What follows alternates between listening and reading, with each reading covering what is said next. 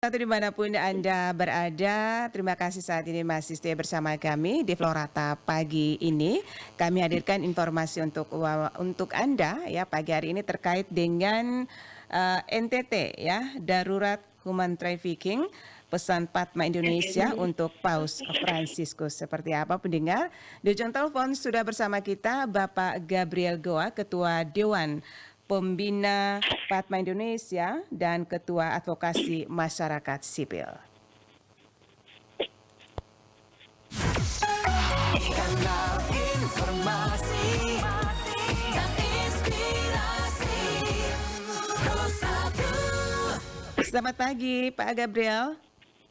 Selamat pagi RRI PJ dan semua pemirsa dari Sabang sampai Merauke, dari Miangas sampai Rotendao. Iya, apa kabar pagi hari ini? Merdeka, sehat, walafiat, jelang kedatangan Paus. Oke, jelang kedatangan Paus ya, yang pasti terkait dengan topik kita pagi hari ini banyak pesan yang pastinya ya dari Padma Indonesia, begitu ya Pak Gabriel? Betul, betul. Oke, ini terkait dengan human trafficking ya, yang pasti NTT itu urutan yang paling boleh dikatakan paling banyak ya terjadi perdagangan manusia di NTT. Nah, kira-kira dengan kunjungan Bapak Paus ini apa yang mau disampaikan oleh Padma Indonesia? Ya, pertama tentu saja kami sangat mengapresiasi dan menaruh harapan kepada Paus Franciscus karena Bapak Paus ini telah mengeluarkan enkliklik khusus mengenai perdagangan manusia. Dan arah pastoral mengenai perdagangan manusia ini itu menjadi dasar bagi gerakan kemanusiaan untuk menyelamatkan para korban perdagangan orang dimanapun berada, tanpa mengenal suku, agama, ras, dan antar golongan. Jadi Paus ini tidak hanya mengeluarkan pernyataan dan menyuarakan suara kenabian Annunciare, tapi beliau juga berbuat konkret.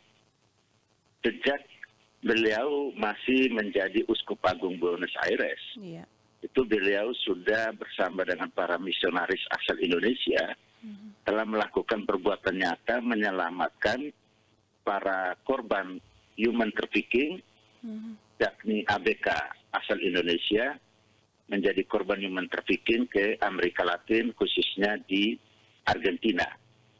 Konkret.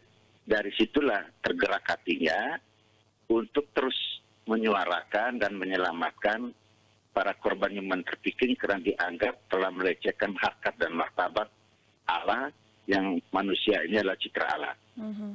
Lanjut aksinya adalah beliau mengumpulkan semua superior general, para suster di Roma yang para anggotanya ada di seluruh dunia untuk membentuk sebuah gerakan dan juga koalisi bersama namanya Tali Takum. Tali Takum berarti bangunlah, bangkitlah, untuk para suster biara-biaranya untuk membuka pintu lebar-lebar menyelamatkan para korban human trafficking atau perdagangan orang tanpa mengenal suku, agama, dan ras.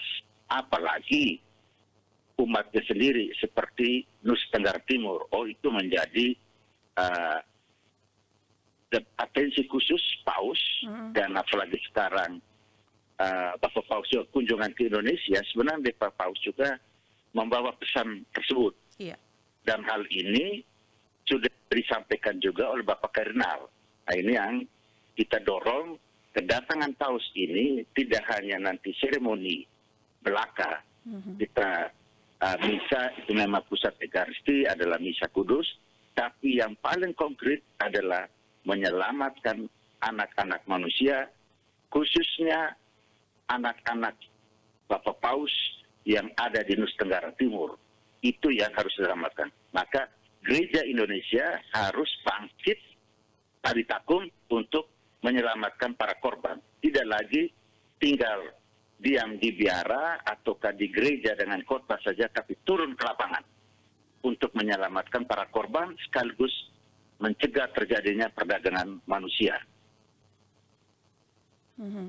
Iya. Pak Gabriel, itu yang menjadi salah satu juga kunjungan Bapak Paus ya ke Indonesia, yaitu membawa perdamaian begitu ya Pak Gabriel ya? Jadi dia kalau ada gium, orang kalau mau damai kan adil dulu. Iya. Ini ada ketidakadilan, Iya. ada kejahatan luar biasa, namanya kejahatan kemanusiaan yang namanya perdagangan orang. Itu pelanggaran HAM berat. Nah, dan di NTT, pemerintah maupun gereja tidak boleh tidur. Apalagi saat ini, Presiden Republik Indonesia melalui Perpres nomor 49 tahun 2003 itu menunjuk Kapolri, jajaran Polri sebagai, terutama Kapolri dan Kapolda sebagai Ketua Harian Gugus Tugas Pencegahan dan Penanganan TPPO. Ada fakta, salah satu korbannya adalah pejuang kemanusiaan yang membongkar kejahatan human trafficking, namanya Brigpol Rudy Soik, itu dikriminalisasi dan ditindak oleh Polri, dan terbukti bahwa kasus yang dia bongkar yang melibatkan backing adalah dari para petingginya, itu terbukti adalah perdagangan manusia melalui korban Marian Cekabu yang saat ini sedang diproses kasusnya di Malaysia. Tapi miris, perusahaan maupun backing-nya yang adalah atasannya Rudy sendiri tidak pernah diproses hukum. Hanya dia yang diproses hukum. Ini juga ketidakadilan. Ini harus kita juga bangkit bersama, dimulai saat ini di NTT. Rakyat NTT, gereja di NTT, maupun semua penggiat kemanusiaan di NTT harus bersama-sama Rudy Soik untuk membongkar kasus Marian Cekabu supaya terbongkar semua ini, siapa aktor intelektualnya dan siapa yang backingnya. Kalau ini kita bisa mulai di NTT melalui RRI ini, kita ajak semua penggiat kemanusiaan di NTT, kita dorong dan dukung Rudy untuk bongkar ini. Karena dialah yang dikriminalisasi dan didiskriminasi karena membongkar kejahatan ini. Nah, hal ini juga bersamaan dengan arah pastoral dari mengenai perdagangan manusia dari Bapak Paus. Ayo, anunsiare tidak hanya berteriak, suara kenabian, tapi juga denunsiare. Bongkar sistem yang jahat ini dan buruk ini yang terjadi di Polda NTT supaya terkuat ini. Kalau tidak, NTT tetap menjadi kantong human trafficking. Ternyata backing-backingnya juga ada oknum bakti coklat yang berpangkat. Sedangkan anak buahnya mau bongkar, mereka justru dikriminalisasi. Bagaimana NTT mau bongkar kejahatan ini? Maka kita harapkan Bapak Paus nanti bertemu dengan Presiden Jokowi, tidak hanya Jokowi omong bahwa NTT darurat. Langkah daruratnya apa? Kalau perlu periksa semua oknum-oknum petinggi baju coklat yang terlibat dalam kasus Marian Cekabu. Itu supaya segera, dan ini melalui RRI hari ini kita ajak untuk mari kita bongkar bersama ini, baik secara regional di NTT maupun secara nasional dan internasional. Dan demikian, tidak hanya perkut lapangan yang diproses hukum TPPO, tapi perusahaan dan backing-backingnya itu juga ditindak tegas dan diproses hukum. Maka itu bisa menimbulkan efek jerah di NTT. Ini salah satu contoh. Selain bilang nanti pemberdayaan ekonomi dan sebagainya, ya itu wajib hukumnya. Tapi ada kasus yang melibatkan bos-bos ini, backing ini harus juga berani untuk diproses. Nah, salah satu pintu masuknya melalui bersama Rudy Soik, kita bongkar ini.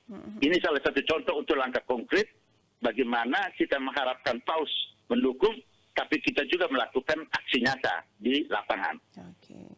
Dan tentunya ini Pak Gabriel ya, keterlibatan semua stakeholder ya, dalam arti juga pihak gereja ya menjadi peran utama ya untuk menghentikan perdagangan manusia, dan ini juga menjadi suatu tantangan dan juga perjuangan ya melawan kejahatan perdagangan manusia ya khususnya di NTT, begitu Pak Gabriel. Ya, dan apa yang sudah dijalankan Paus dan ini sudah dilaksanakan oleh penggiat kemanusiaan, terutama juga Bapak Uskup, terus dengan ini biarawan, biarawati yang fokus untuk menjalankan ini, terutama yang tergabung dalam Tali Takum.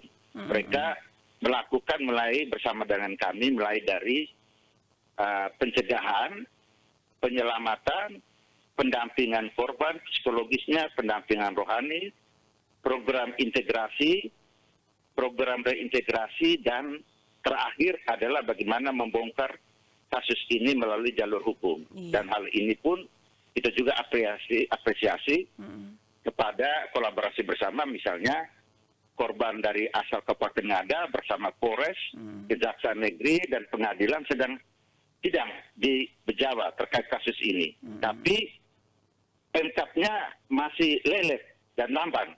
Karena mereka akan harus pencegahan melalui apa? Balai Latihan Kerja dan Layanan Terpadu Satu Atap. Di Ngada itu belum ada. Yang baru mulai terjalin itu dan berjalan adalah di Lembata.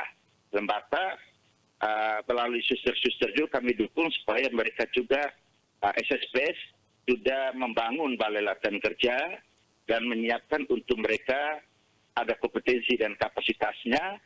Selain itu kita dorong pemerintah Kabupaten Lembata supaya segera menyiapkan layanan terpadu satu atap untuk para calon pekerja migran Indonesia mau berangkat baik dalam negeri maupun luar negeri, itu supaya prosedur, bukan unprosedur atau rentan human trafficking. Ini yang harus dilakukan, bukan tidur lelap panjang, tapi melalui RRI.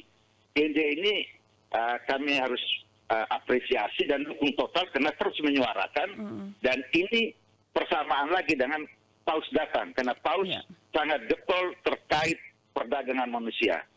Dia sangat marah dan dia minta untuk sebuah biarawan-biarawati di seluruh dunia, gereja semesta, untuk bersatu melawan kejahatan human trafficking. Iya.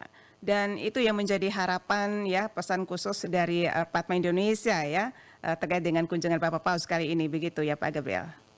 Ya, dan ini kita mengharapkan melalui RRI ini juga kami sudah mengharapkan Bapak Paus, nanti dari Bapak Paus juga kena para uskup juga datang, juga kepada Uskup Agung ND, itu juga harus ini, karena ini Nusa Tenggara Timur, maka Uskup Ruteng, Uskup Agung ND, Uskup Atambua, Uskup Agung Kupang, dan Uskup Wetabula yang harus bersama di region Nusra ini bersama dengan umat untuk melawan darurat human trafficking ini. Kita harus bergerak.